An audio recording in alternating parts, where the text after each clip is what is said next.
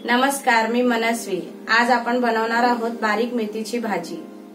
तुम्हाला जर माझ्या रेसिपीज आवडत असतील तर नक्की लाईक करा, कमेंट करा आणि शेअर करा आणि नक्की सबस्क्राइब करून बेल आयकॉन प्रेस करा, जेणेकरून तुम्हाला माझ्या रेसिपीच्या नोटिफिकेशन मिळत राहतील।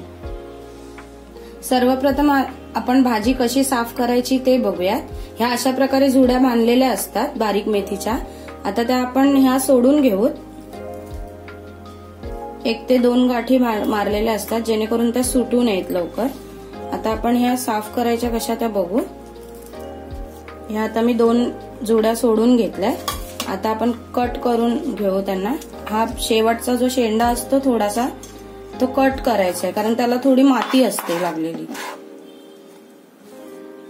अशा प्रकारे मी आता सगळ्या जुड्या नीट करून घेते कापून। हे बघा, अशा कापायच्या। अशा प्रकारे ही मेथीची भाजी मी कट करून घेतली आहे। आता आपण ह्याला 4 ते 5 पाण्यामध्ये स्वच्छ धुवून घेऊ, कारण की त्याला माती लागलेली असते, त्यामुळे ही चांगली धुतली गेली पाहिजे। आता आपण 4 ते 5 पाण्यामध्ये स्वच्छ धुवून घेऊ।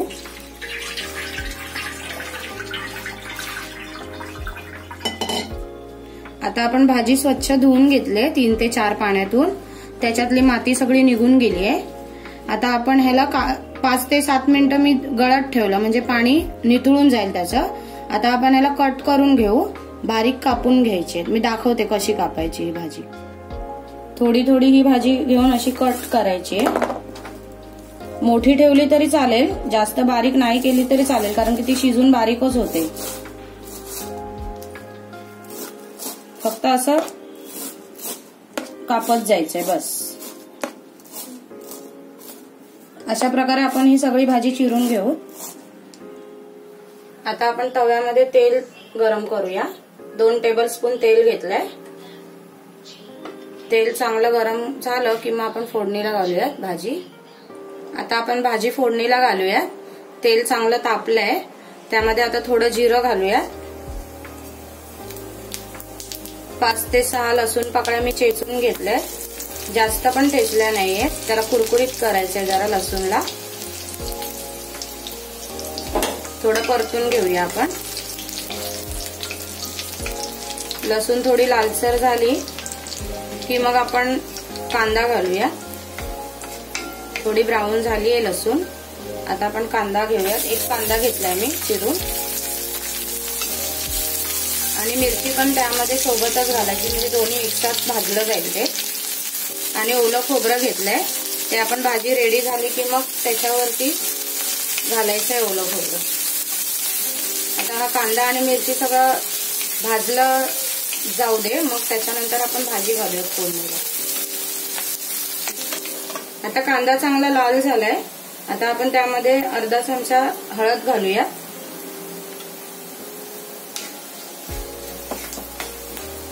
आता हे पण चांगली परतून घेऊ हळद घालून। आणि आता त्यामध्ये आपण भाजी घालूया।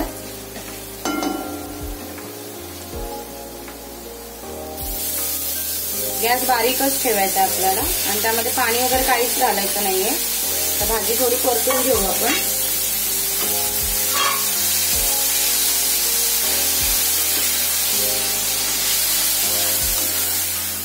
भाजी आता चांगली परतून झाली आहे। आता त्याला थोडं पाणी सुटेल। आपण 2 मिनिटच फक्त झाकण ठेवून त्याला शिजवून घ्यायचंय, आणि मग नंतर आपण फास्ट गॅसवर त्याला शिजवायचं, आणि मीठ लास्टला घालूयात आपण। आता आपण भाजी उघडून बघू 2 ते 3 मिनिटांनी। हे बघा, ह्याला थोडं पाणी सुटलंय। आता आपण भाजी नरम झाली आहे। आता आपण गॅस थोडासा फास्ट करू, मीडियम फ्लेमवर ठेवायचा आहे, आणि आता झाकण नाही मारायचंय। आता त्याला मीडियम फ्लेमवरच शिजवून घ्यायचंय भाजीला व्यवस्थित, पाणी सुकेपर्यंत। आता भाजी चांगली सुकली आहे, त्यामधलं पाणी पूर्ण सुकलंय आणि भाजी पण व्यवस्थित शिजली आहे। आता त्यामध्ये आपण चवीनुसार मीठ घालूया।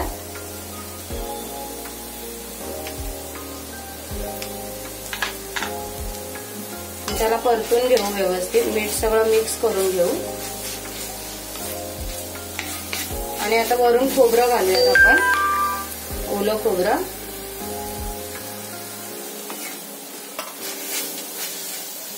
प्रत्येक पालेभाजीमध्ये ओलं खोबरं घातलेलं छान लागतं ते.